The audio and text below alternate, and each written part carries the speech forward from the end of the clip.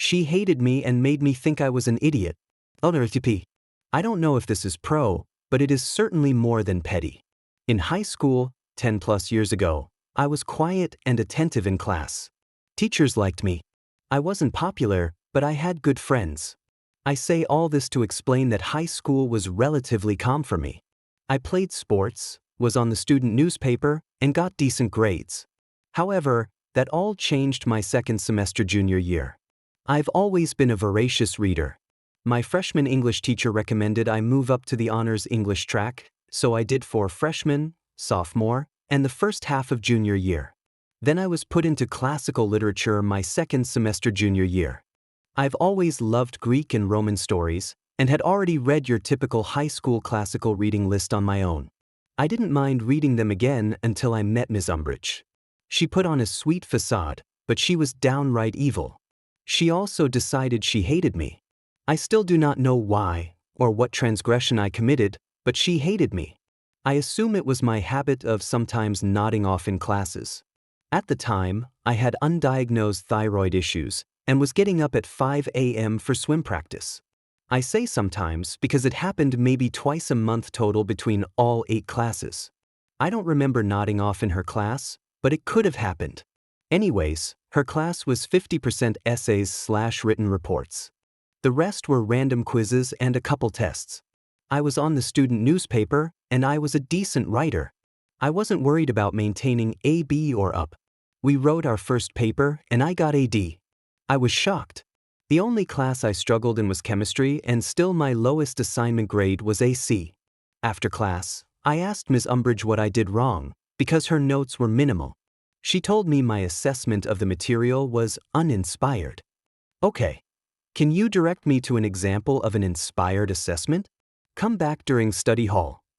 Thinking she'd have some example materials for me to review, I got a pass to see her during study hall. Nope. She spent the full hour basically telling me I was an idiot. I remember leaving and crying because she didn't tell me anything constructive. My friend, the eventual valedictorian, offered to help me on my next paper. My friend and I spent hours on my next paper. She never got below an A on anything. I got another D. My friend was furious. She took it to her AP English teacher and asked him to review it. She said she was entering a writing competition and wanted advice. He said it was great. Her typical A+ work. My friend, quicker on the uptake, asked me for a copy of my original assignment. She asked her AP English teacher to look it over too, and he said she should enter the first one. This one was still good. He'd probably give it an A-, but the other paper was better. My friend was convinced Ms. Umbridge was treating me unfairly for some reason, and she must not like me. My friend wanted me to tell my parents or my school counselor. A teacher didn't like me? That had never happened. Sure, they didn't all love me, but none had actively disliked me. I decided I'd try one more time, but this time get Ms. Umbridge to help me. Despite the previous horrors of spending study hall with Ms. Umbridge, I went to her office during study hall 3 times before the next paper was due. She reviewed the paper and gave me tips on revising it each time. She did this in red pen. I took notes. By the time the next paper was due, I had 3 revised versions with her notes in red ink on each one. I got a D+. She smirked and congratulated me on my improvement. Bitch. I was done. My friend was right. This bitch had it out for me and was giving me shit grades on purpose. I'm a laid-back person, but I was pissed. Never before been this pissed. I took my paper to my newspaper teacher. Sure, he didn't teach English, but our student paper constantly won awards because of his work. I told him I was having trouble in English, and could he please look over my paper and give me advice. He was a little confused as to why I didn't ask my English teacher, but he did it. He also told me it was great, but gave me a few minor changes to make. I asked him if he thought it was a B or better. He said he'd give it an A, not 100%, but a solid A. I went to my friend and we brainstormed. I couldn't request a drop/add. This wasn't college. You just don't switch classes at my high school unless the teacher recommends an honor placement. That's not true, said my friend. The football and basketball guys get moved to easier classes all the time to keep their grades up, so they are eligible for games. The athletics director was a friend of my dad, so I requested a meeting with him and my swim coach after school one day. I told them I was in danger of losing my eligibility to swim because I was pulling AD in a class. I wanted to move classes, but I knew I'd need approval from administration, which I wouldn't get without a good reason. They asked if I had requested help. I explained I had asked for help from multiple people, but my grade wasn't improving. I didn't know what to do. They asked to see my papers. I sat while they read them. They both looked at me confused. Neither of them could understand how those papers were worth only AD. The student VP was brought in. He asked who helped me. I explained my friend, he knew who she was, again future valedictorian, and she had even asked her AP English teacher to look it over for advice. I had also asked my newspaper teacher to help me. Student VP asked if I had ever actually asked my teacher for help. I smiled and handed him the 3 revised versions of paper number 3 with Ms. Umbridge's red ink all over them. He frowned. AP English teacher and my newspaper teacher were pulled into the meeting. They were each asked to grade the papers. All 3 papers got an A or better. While this was going on, my dad was called in by the athletics director. My dad was pissed.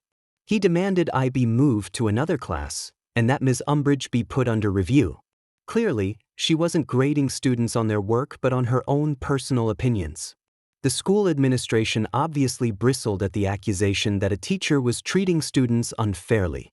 A lot of arguing that I wasn't allowed to sit on occurred in the VP's office. I could hear plenty of yelling as 6 adult men argued over the appropriate next steps. It was decided that myself, my dad, VP, and athletics director would have a meeting with Ms. Umbridge. The following morning before school we all met. Ms. Umbridge seemed to think she was going to get to tell everyone why I was so stupid. VP explained that if I maintained AD in her class, I would lose my extracurricular eligibility, and we were all meeting to discuss what to do. She smirked and said I should be moved to the non-honors English track, and I had no business being in honors English. I didn't have the aptitude to understand the complex classical literature they were studying, and I probably would need a tutor to even get through basic English. I've never seen my father so red, and I half expected to see steam come out of his ears. VP asked why she didn't try to help me improve. She said it was up to students to put in the initiative to get better. VP asked if that meant I had never asked her for help. She said I had not. VP then pulled out the 3 revised versions of paper number 3 and handed them to Ms. Umbridge. Now it was her turn to be read. She called me a liar and said those notes weren't hers. Things got heated, and I was asked to leave again. I sat outside the office. This time the secretary was there, and we both heard the shouting. School was set to start in 30 minutes, and they were all just shouting. Then AP English teacher and newspaper teacher were called in again. More shouting. About 5 minutes to the start of classes, the teachers left and I was called back in. If looks could kill, I'd have died then and there when Ms. Umbridge walked out of VP's office. I was being moved to basic English effective immediately. My current grade would not carry over. I would not need to make up any past assignments, and new teacher would be instructed to grade me only on the assignments going forward. My new English teacher, Ms. Honey, ended up being the English department head. She was at least 65 and had been doing this for decades. After 2.5 years of honors English, this class was easier than PE. I barely had to try to get an A, but I refused to let Ms. Honey think Ms. Umbridge had been right. I tried harder in that class than any other class that semester. I finished projects so quickly that I was asked to tutor a girl struggling in the class. I spent half the class period just helping this girl understand the material. I helped her go from AC to AB+. I got something like 104% in the class. At the end of the semester, Ms. Honey called me into her office during study hall. She was recommending I return to honors English for senior year. I must have looked panicked, because she assured me Ms. Umbridge would not be my teacher. In fact, she would not be anyone's teacher. She was leaving at the end of the school year. Ms. Umbridge was only in her late 20s and unmarried. Too early to retire. And my high school was in one of the best-paying school districts in the state. I knew what leaving meant, but Ms. Honey still explained that I was put in her class on purpose. The school administration trusted Ms. Honey to determine the truth of Ms. Umbridge's claim that I was basically a lying idiot. Miss Honey stated I very clearly belonged in honors English. She apologized if her class had not been challenging enough for me. I cried. I mean full on ugly, snot cried. I didn't realize it, but part of me had actually believed Ms. Umbridge up until that moment. Miss Honey hugged me and consoled me. I spent senior year in honors English and spent my study hall tutoring Ms. Honey's struggling students. To this day, I think about that awful woman fairly regularly. My career is strongly writing-based, and I still worry obsessively over my writing. I hope she never taught again, because she wreaked havoc on my self-confidence. Edit, I fixed the wreck. Edit X2, Holy Mother forking shirt balls. Guys. I did not expect this response. Gold and front page. Thank you, Gold Giver. I'm not sure what that means, but I'm going to figure it out. I also want to say I'm sorry to everyone posting their own Ms. Umbridge stories. It's sad so many exist out there wreaking havoc on self-conscious teens. Don't let your Umbridge keep you down.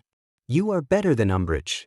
Go out and do exactly what your Umbridge said you shouldn't do, because fork her, the fat dink.